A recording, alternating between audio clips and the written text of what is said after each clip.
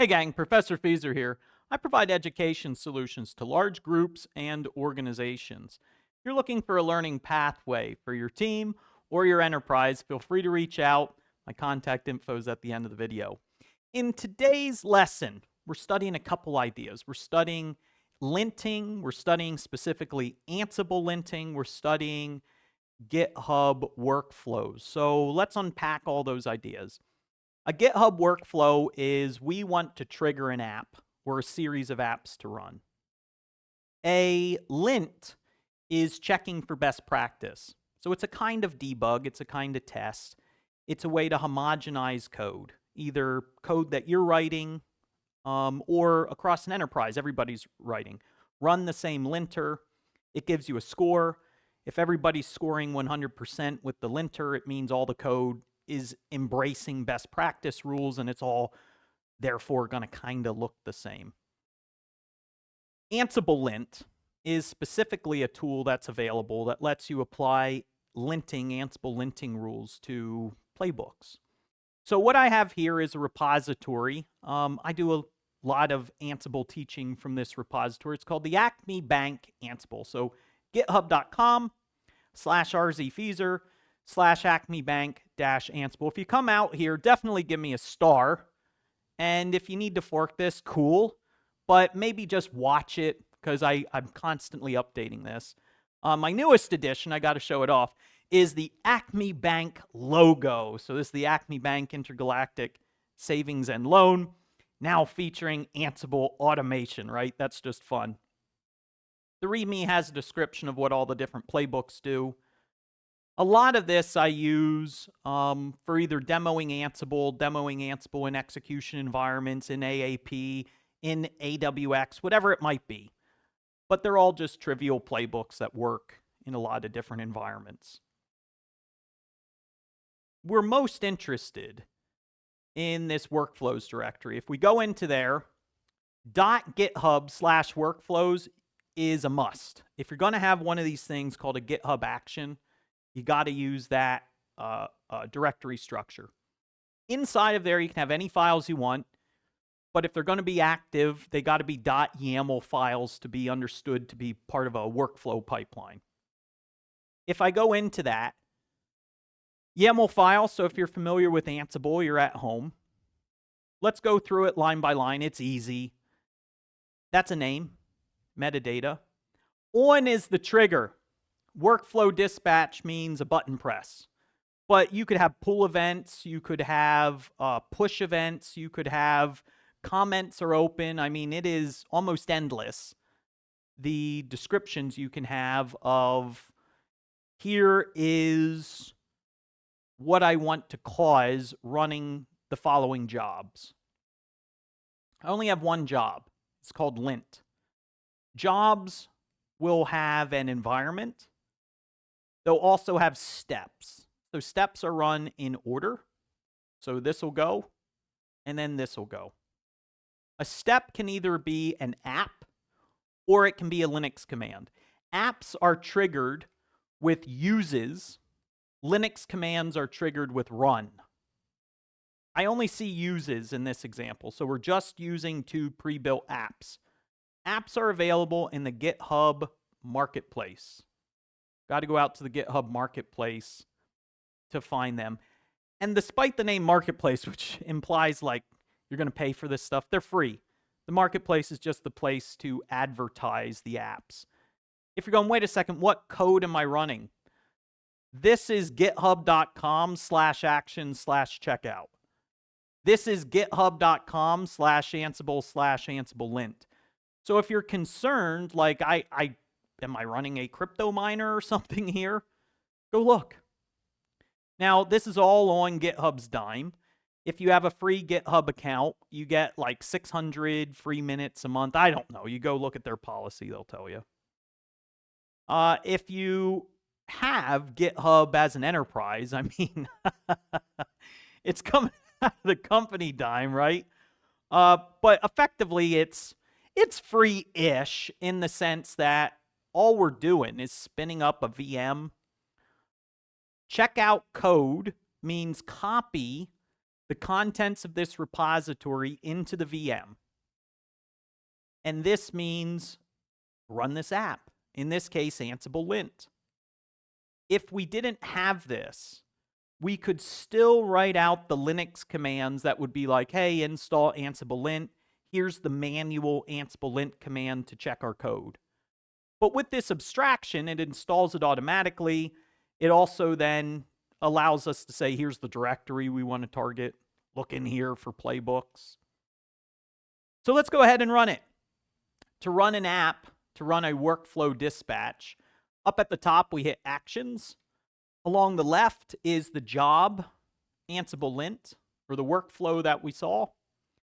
There's the workflow dispatch trigger is the button press, so we press that. There we go. Now, we could hit refresh if we were impatient, but about 10 seconds later, you're going to see a job pop up here. Any second now, it's going to be right there. There it is. Ansible-lint is running. This will fail. Hey, we're going to get a red X. But that's because my playbooks aren't best practice yet. You can see here it's actually installing ansible-lint. And it's going to find out, hey, you got some problems. We have 6 violations on the playbooks right now. It looks like 4 of them relate to formatting. 1 is a risky file permissions, and 1 is you're making a change. You have an item potency problem here, buddy. It's giving me a score. It's saying, hey, this is minimally acceptable. You can do better than this. Now, it doesn't mean the playbooks won't run.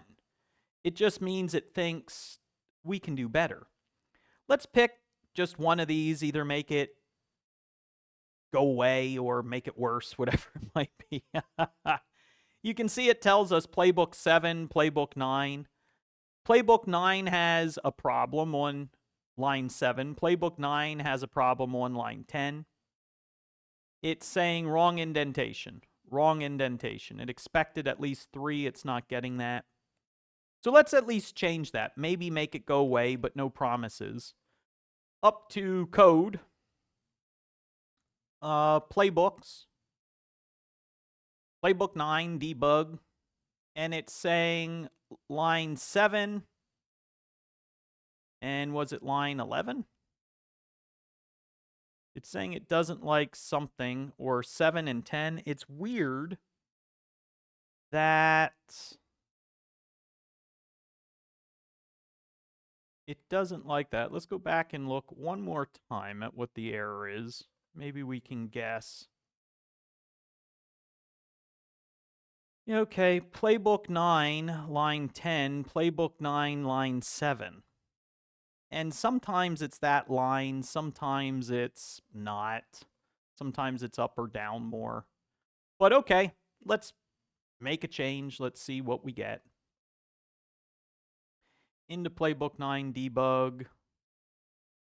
We'll edit this. Line 7 is definitely that. So it's saying it's seeing 1, 2. Thinks it wants at least 3. I think that's kind of what it's complaining of. That's kind of what I expected.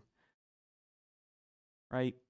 But why it wouldn't complain about that line either, hard to say. Let's just make that change. One change at a time. I gave 2 spaces on vars files. We'll commit changes. And we will go back to actions. And we will run. If you have a bit of an addictive personality, if you get very obsessive of like, oh, I want a perfect score, you'll really like linting because it's a lot of, all right, I think I see what the problem is here. Let me go make a little change and then run the linter again and see what happens. It is also a fantastic way to learn about best practice. Especially if you're not crazy about going and reading the rules themselves. The rules are being imposed on you, so we're up to 7 failures. I think we made it worse, gang. Wrong indentation. In 9, yeah, it's saying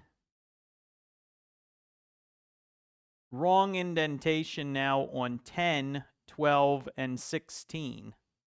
Expected 4, found 2, expected 6, found 7, expected 6, found 7.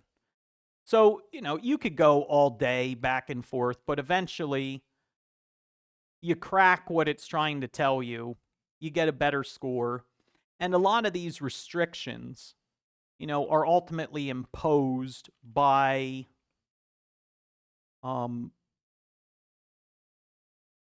the development team, right? They may say, hey, we encourage you to make changes. We encourage you to try to write, better code all the time. But you're going to be subjected to a lint before we allow your code to be accepted into main. So on a pull request, what they might set up is, open your branch, do your work on the branch.